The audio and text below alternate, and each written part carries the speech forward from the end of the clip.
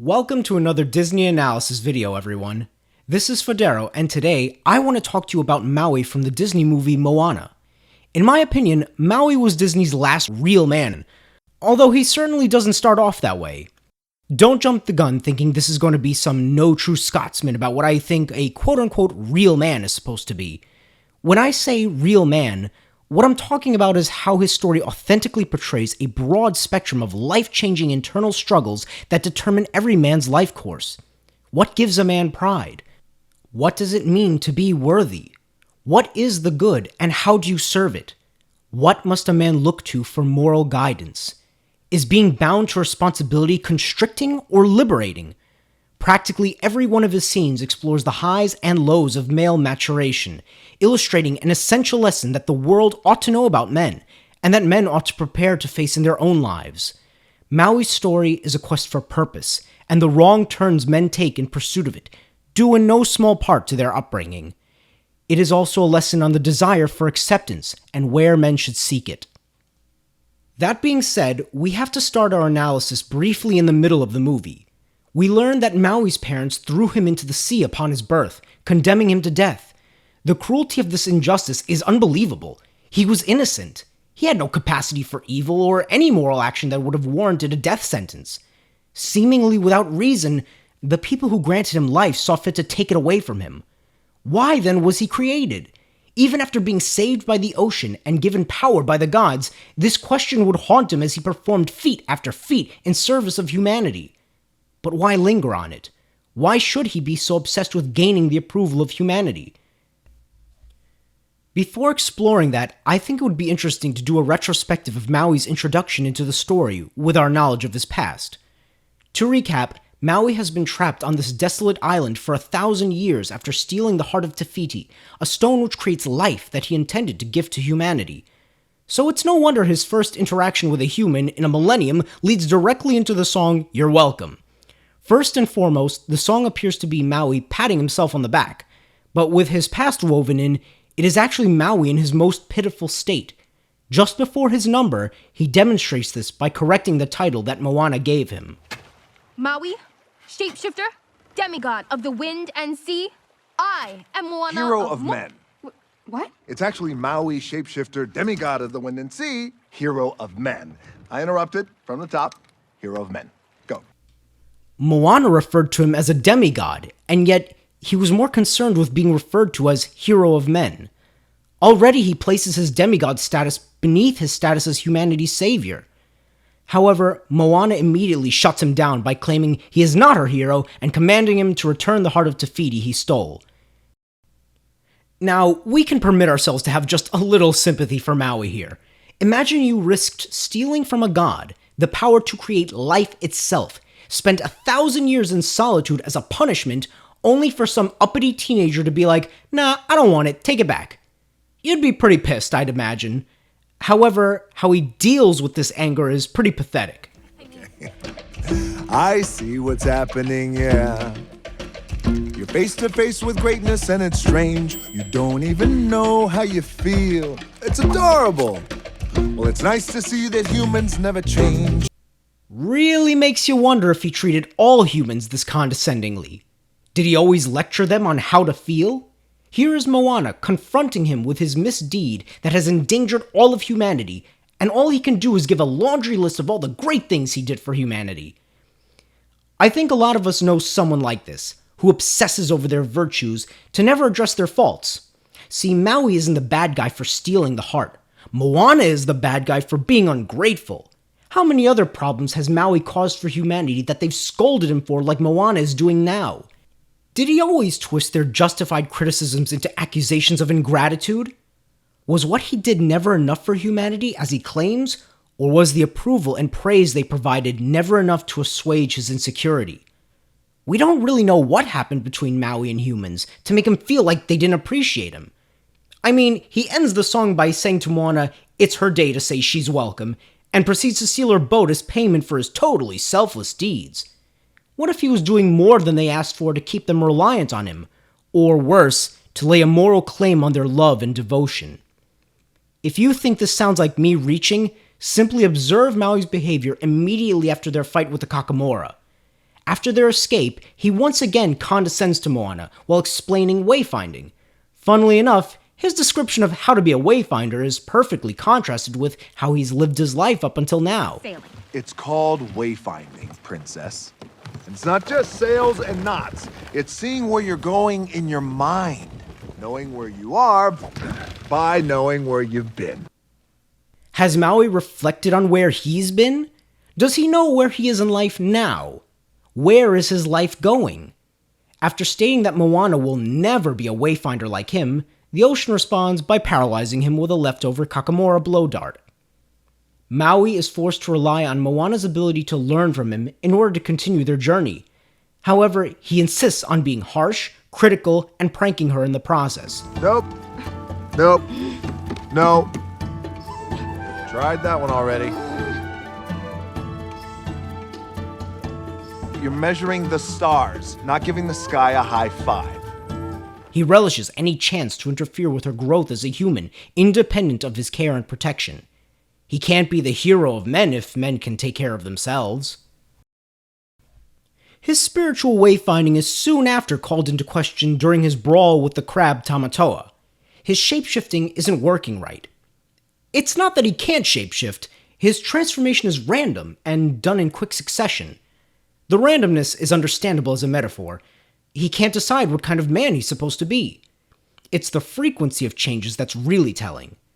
It's the essence of simping. Everyone changes, but changes are generally gradual, not sudden and frequent. That's what distinguishes simping from authentic character development in a person. Maui has had to change constantly, cycling through every version of himself at a moment's notice, lest he risk becoming something those he desired acceptance from didn't want him to be. He has to be everything at once.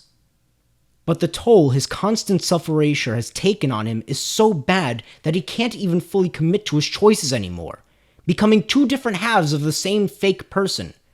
Rather than use the hook to become what the gods think he ought to be, he exploits it to bury his true self behind fake personas of what he assumes humans need him to be. Contrary to popular belief, you cannot in fact fake it till you make it. That's why Tamatoa's obsession with his appearance presents a great parallel to Maui. He uses his shiny shell to lure in fish, the same way Maui used his hook to lure human affection. However, the results of both are the same, with fish and humans being consumed by the pair's obsession with appearances. Now we've returned to the scene where Maui reveals his origins. At this point, Maui doesn't even recognize his own individuality, strangely using quotes for his own name. Why? You gonna give me a speech? Tell me I could beat Taka, cause I'm Maui? Take a hike, Tiny. Although I've not mentioned Mini Maui up until this point, that was my intention, because I think this scene really drives home his significance. While Maui lingers on his rejection by humanity, he is oblivious to a gift even greater than his hook. Mini Maui, like the rest of Maui's tattoos, is a magical creation of the gods, and their avatar. Through Mini Maui, they are always with him, serving as his conscience and providing him guidance. How many times up until this point has Maui ignored Mini Maui? Mini Maui protested leaving Moana alone on the island when Maui stole her boat. He encouraged Maui to teach Moana how to sail when he was paralyzed. And now he aggressively bumps Maui when he unpersons himself by stating his own name in quotes. The gods won't force him to change because a heart can't be changed by force. But they gently remind him of his worth through Mini Maui, which he repeatedly ignores. Moana clearly understood this. Maybe the gods found you for a reason. Maybe the ocean brought you to them because it saw someone who is worthy of being saved. But the gods aren't the ones who make you Maui. You are. Maui now has only two clear choices: to continue internally chasing the approval of the parents who didn't want him, or allow himself to be guided by the gods, his true parents, who first attempted to purge this emotional curse from his heart by deeming his life worth living. Thankfully, he decides to listen to Mini Maui, and by proxy the gods. Now, whatever they instruct him to do, he does so without hesitation or mistakes. They know the power they gave him and the power he possesses within himself. There is no reason to fear their guidance. After all, why would they willfully endanger the life they've saved?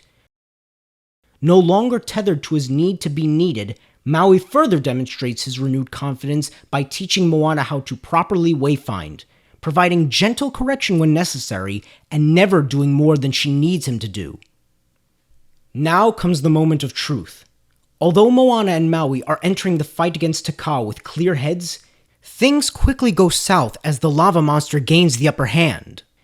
In spite of Maui's injuries and his order to abort the attack, Moana chooses to recklessly rush an opening. The only thing that saves them is Maui's quick block with his hook, and it's this moment where all Maui's growth up until now is seemingly undone. The tool which was the symbol of his purpose is nearly broken. He chose to follow the will of the gods by leading Moana, and it was thrown back in his face. Think about it from Maui's perspective. You humans don't want me to do everything for you, and when I serve you by teaching, you don't listen. So what am I worth? The religiously minded among my viewers can surely sympathize with this. Many of us at one time or another thought we did everything right, only for it to blow up in our faces, and we immediately cry out in despair or anger to our Creator for an answer why. Our faith is shaken to a breaking point. Without my hook, I am nothing. That's not true! Without my hook, I am nothing!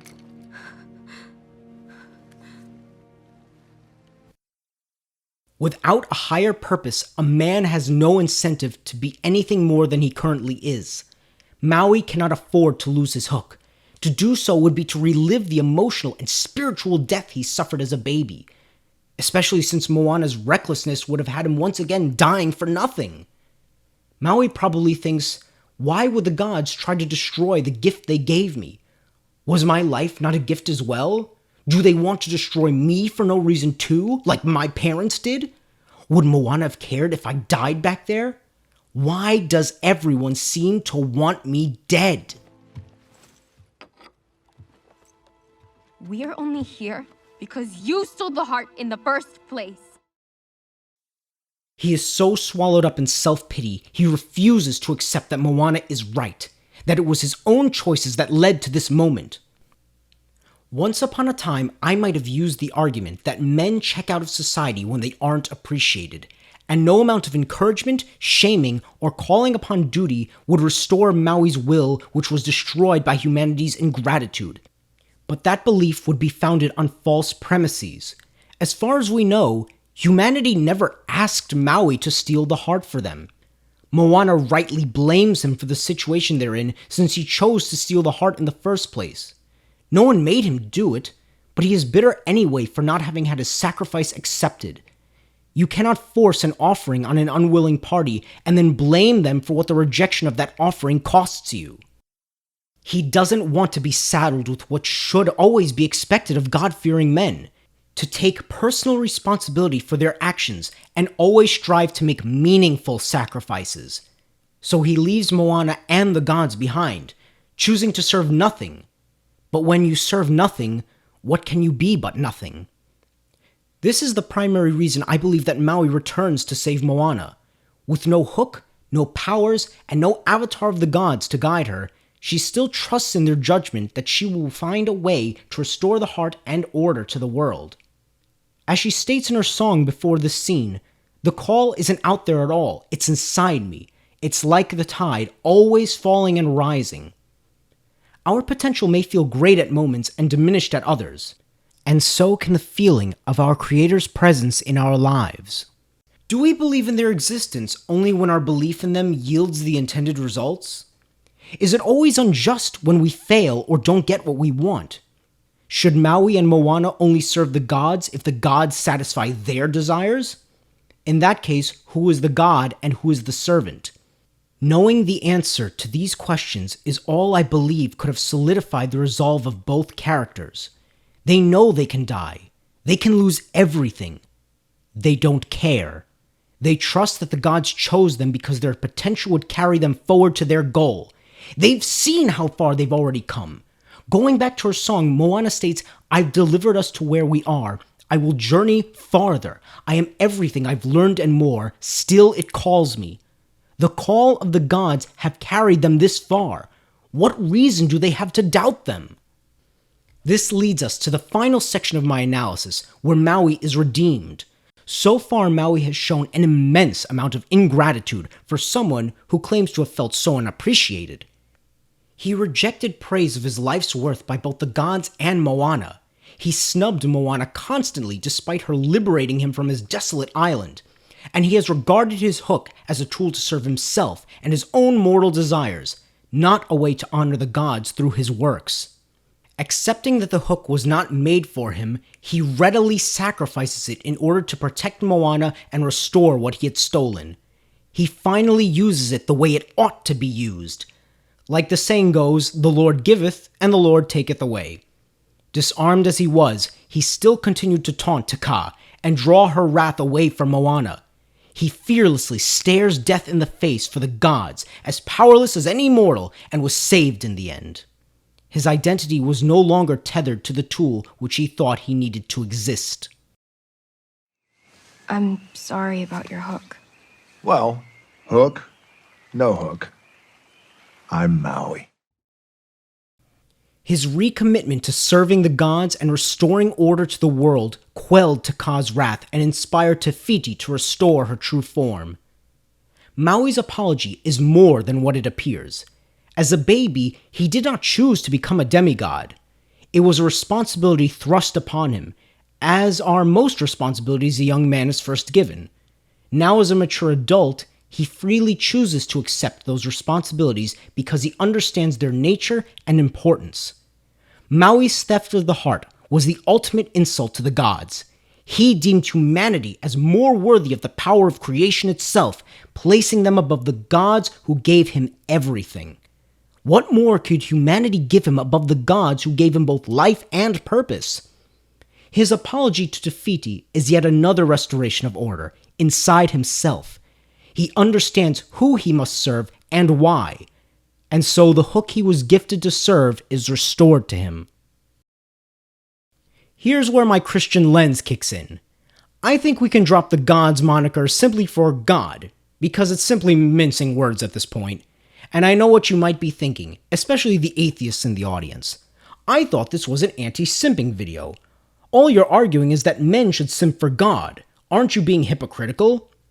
No, because you literally can't simp for God. You cannot tempt him. You have nothing God cannot provide for himself. All that God provides and asks of you is for your own good. You serve yourself best in serving him. All that you give is ultimately given for your own sake, because what you will gain will be greater and more lasting. And in that case, is what you're giving up truly a sacrifice? The end of the film shows Maui gliding above Moana's fleet from a distance. He became who the gods knew he had the potential to be if he only worked within the order they established. A guiding force, nudging humanity in the right direction only when necessary, and not because he needed to be needed. He became the parental figure he always longed for. In doing so, he did give humanity the gift of creating life. His success in restoring the heart and teachings in wayfinding would allow Moana's people to grow their tribe, colonize new islands, and create lives they didn't know were possible. Only in restoring order to his own life did he restore order to the world, the order the gods intended. Afterthoughts. I'd like to use this last bit of time to briefly touch on something worth mentioning, but I felt didn't need its own section of the video related to the film. In the beginning, I stated what I would be talking about would be something this world ought to know about men, and the wrong turns men take in pursuit of purpose, due in no small part to their upbringing.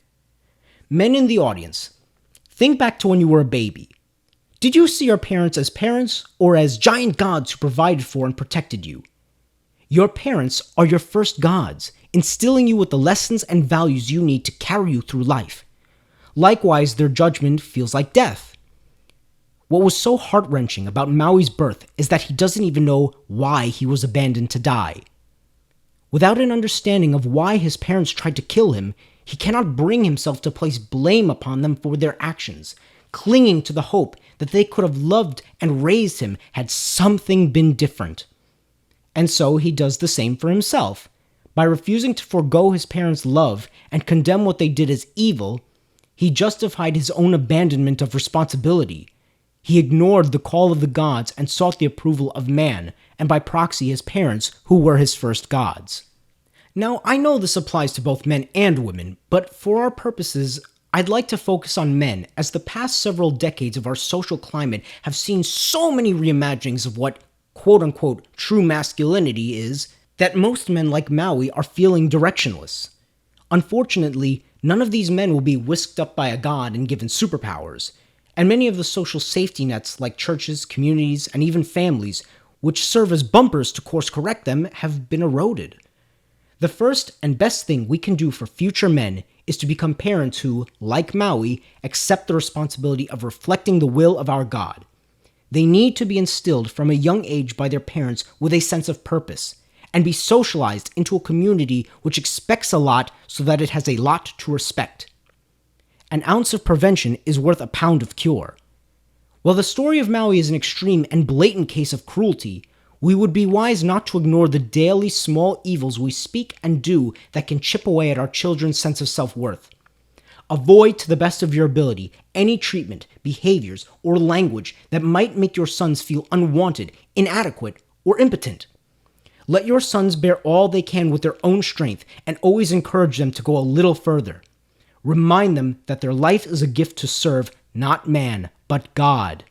Teach them to accept that not all losses are failures, and getting what you want may not always be the same as getting what you need.